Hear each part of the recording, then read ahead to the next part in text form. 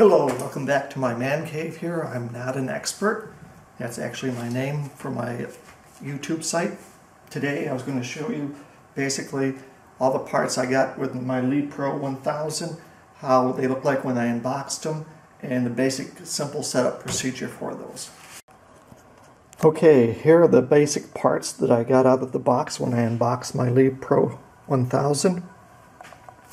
You can see that I've already assembled it, but I thought I'd take it back together so you could see what it looked like. Here's the case feeder, the dies and the head. Another part of the case feeder that goes down there. Parts for the handle here. Parts for the powder feeder. Powder feeding discs are right there. The primer feeder is right here. Tubes for the casings are here. And of course the basic press is right there, and I have other parts for the powder feeder. Okay, you can attach your LeadPro 1000 directly to a tabletop, but I put down a plastic piece of wood first where I routed out a place for more storage area for when powder leaks. Also for when I have deep priming in there, all the deep primers will go in there. Hold a little bit more for you. Okay, so the first thing that I did was bolted my LeadPro 1000 down to the table here. These lag bolts did not come with it. You can see also I bolted this board here down with 2 lag bolts also, so it's very secure.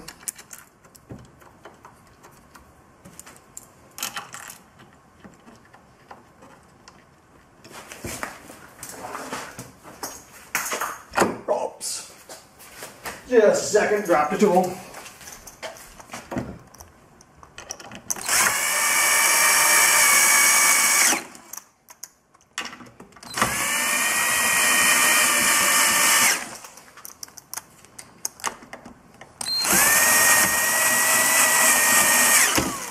Okay, so there it is, bolted down nice and secure. Okay, the next part that goes on here are your dies and top plate. Let's see, this one goes like this. Just clips in there and clicks into position. You're all set there. Your primer tray goes over in here like this, and I'll explain some of the modifications that I made to it later on, such as this little hole here in the lead plate. Okay, the next part I'm going to put on is the handle here, and their models have changed with the type of handles they put on over the years, but this is the one I got here. Putting the holes straight up, bringing it on over here, putting in the handle here. Loosen that up a little bit more. There we go. And just tighten that up now with a 1/2 inch. And that part is done.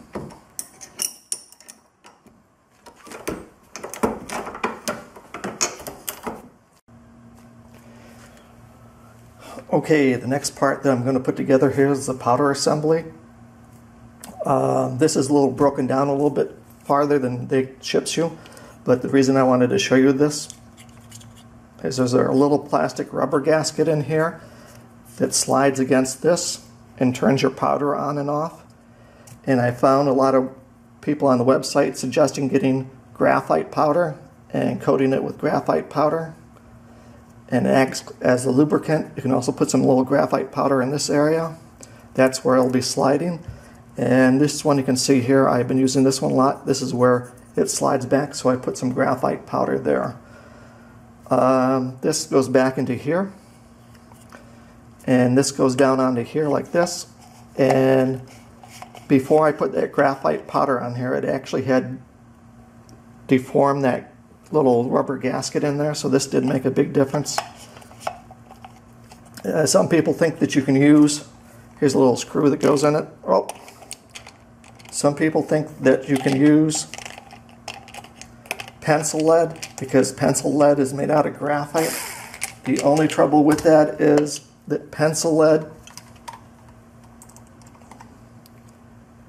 also has clay in it. So the clay will slow you down with what they made in there.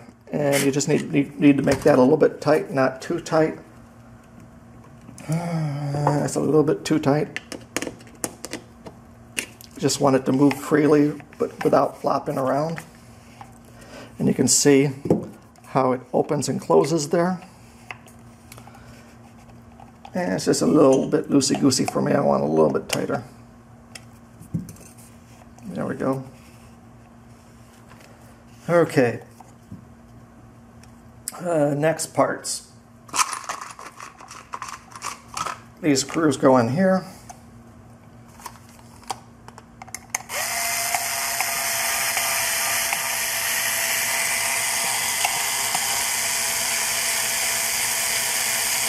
And you don't want to strip them out here, so you just want to snug them. There, that's snugged. This one goes in here.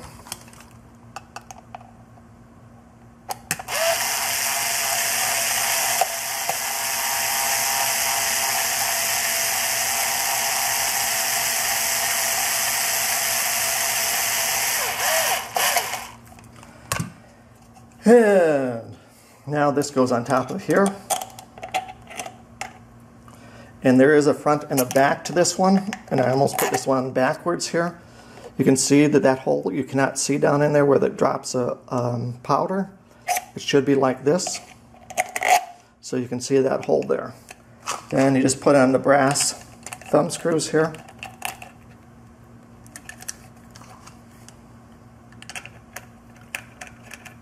Okay, the next step is just threading it down out into here. And one thing you need to make sure of, that you thread this all the way down, because if you don't, this can get hung up right here. You can see it's hung up.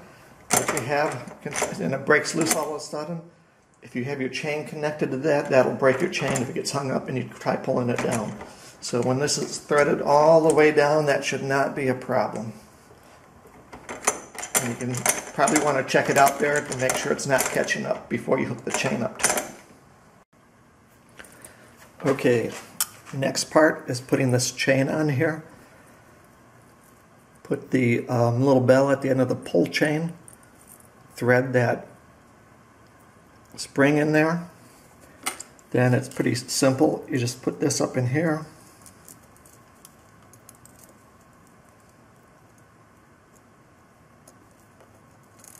This comes up like this.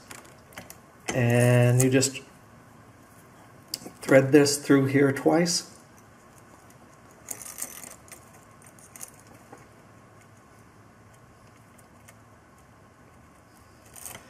And you need a little bit of tension on it.